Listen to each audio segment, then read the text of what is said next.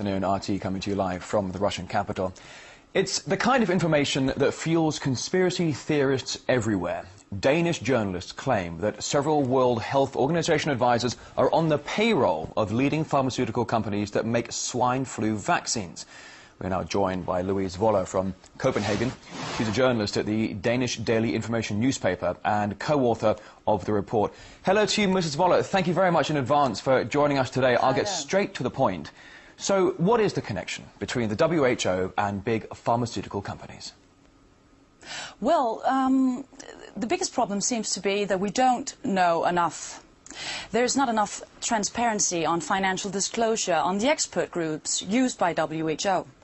So, when in time of crisis such as swine flu pandemic, WHO gather an expert group to find out what are the recommendations.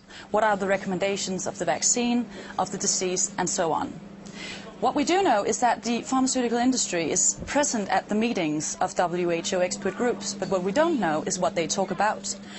And another thing is that scientists who appear to be independent are also hired consultants working for the same pharmaceutical companies who produce the vaccines.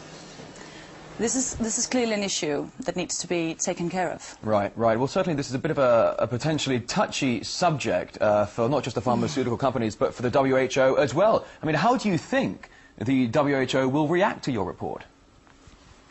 I think you should ask WHO on how they will react. But when we asked them, my colleague and I at the newspaper, they declared that there are no financial conflict of interest.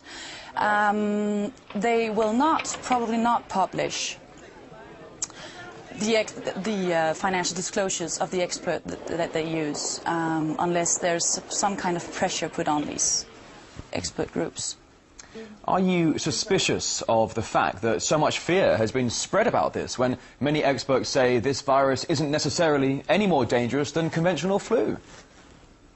Well, I'm not really a scientist, and I don't know. I'm not know enough about swine flu to talk about swine flu. But what I think the original fear was that this virus would mutate in some way, which is, you know, reasonable doubts that it could. But